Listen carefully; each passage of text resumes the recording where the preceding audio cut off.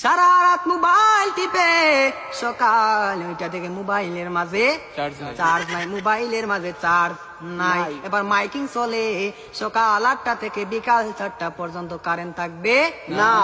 এবার টেনশন আছে না? নাই, সারাদিন কারেন্ট থাকবে না। আর যদি কারেন্ট না থাকে আমার মোবাইলটা বন্ধ হয়ে যাবে, আর ওই পারে কথা বলা যাবে না। এবার ওই পার থেকে রাগ করবে কি করবে না? করবে। এবার যখন বিকাল 4টা বেজে গেল, যেই মাত্র কারেন্ট আসলো আর মোবাইলটা চার্জে লাগাইয়ে টিপানো আরম্ভ।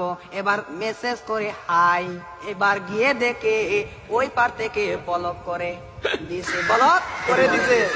এবার ছেলেটা তো টেনশনে আছে, আরে ব্লক করে দিল, আমার দিনে তো ভালোবাসা কোথায় গেল।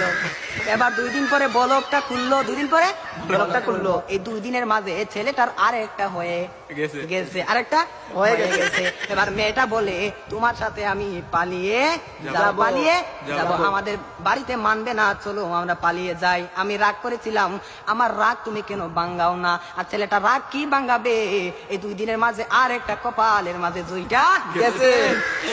ওই মেয়েটা বলে চলো আমরা পালিয়ে যাই, ছেলে বলে চলো।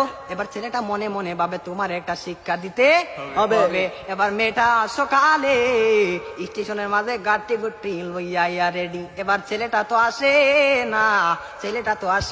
না, আর মেয়েটা বাড়িতে কি যাবে? বাড়ির মাঝে 3 হাত লম্বা একটা চিঠি দিয়া পাইছে। পাশের গ্রামের রফিক মিয়ার সাথে পালিয়ে যাবে, বাড়িতে চিঠি দিয়ে যায়। আমি আর বাড়িতে মাঝে কোনোদিন আসবো না, তার নয় কার না, আমি আর কোনোদিন বাড়ির মাঝে আসবো না। আমি চলে গেলাম পাশের গ্রামের রফিক মিয়ার সাথে। এবার রফিক মিয়া তো আর আসে না, না। এবার 1 ঘন্টা চলে যায়, 2 ঘন্টা চলে যায়, ছেলেটার মোবাইলে বন্ধ। মেয়েটা তো আর বুঝার বাকি হলো না, আমাকে চলে গেল ছাড়িয়ে, আমাকে ফাঁকি দিল। এখন তো মরা ছাড়া আর কোনো উপায় নাই। পরের দিন সকালে মাইকের মাঝে আওয়াজ শোনা যায়, সকলে পড়ি ইন্না লিল্লাহি ওয়া ইন্না ইলাইহি রাজিউন।